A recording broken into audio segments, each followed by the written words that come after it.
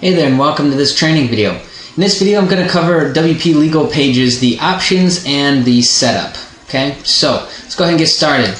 We installed it, so now we've got the new options over here.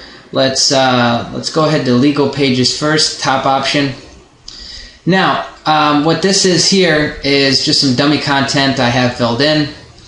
So what we've got is all these form paths or form fields here have a corresponding shortcode that's already plugged into the templates. Okay, so the templates are already there, as you know, and the shortcodes are already there, but we're also giving you some flexibility because you can take these and plug these in wherever you want. Alright, so first things first is the domain name, which is going to be, the domain that you're probably most likely going to be uploading this to. Business name, or the name that you want to be shown up, because again, these are your legal forms. So if you're operating under an LLC or a C Corp, S Corp, sole proprietor, you're going to want to make sure that this is correct and accurate, okay? Because for legal purposes. All right, so street, you can do street there, city, state, zip, country, email, and then I have this here, and you're probably wondering, why is there address on there twice? Well, it's pretty simple.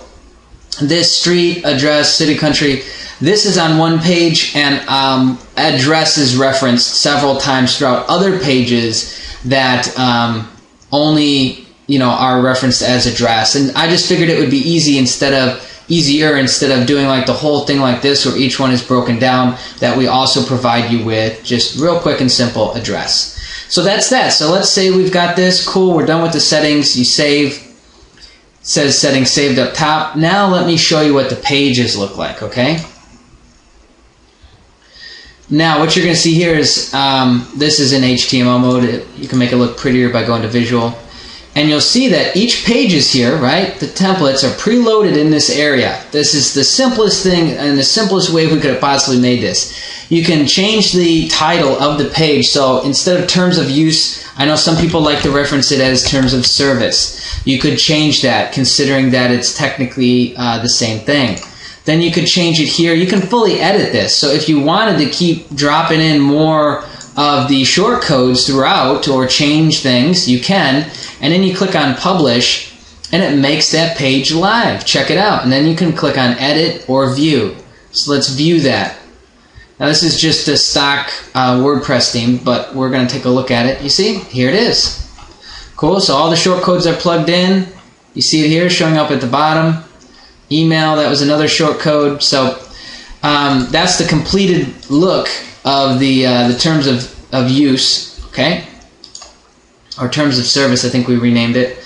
Now, privacy, you just see how I'm clicking on the right-hand side and it's changing what's pre-populated here. That's how you do it. You just go, 1, 2, 3, 4, if you have an earnings disclaimer. I know some people don't, okay?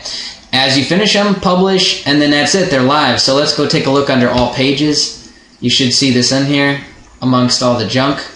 All right, so 4 hours ago or 1 minute ago. So it was the one from 1 minute ago. Now I'm going to show you one other thing.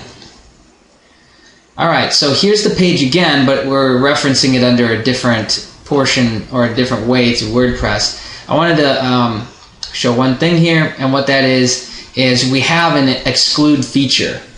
And what that means is that with some themes, they have a stock way that they're tied into the menu system of WordPress. I know OptimizePress and so many premium themes offer a menu, at least one, but most will offer two, a header and a footer. So you can make custom menus for your header and your footer, okay? Most free themes don't have that. Depending on what site you're working with, you might run into this, so we coded this in there just to be sure. And what it is basically, if I click on this, it's going to exclude this page. Excuse me, it's going to exclude that page from your menus. So it won't show up. Okay? So that's the easiest way we could have made it to incorporate this, so that you don't have it showing up in your header where you don't want it in your top menu there. Alright, cool. So I'm going to go ahead and cut the video here. Thanks for watching.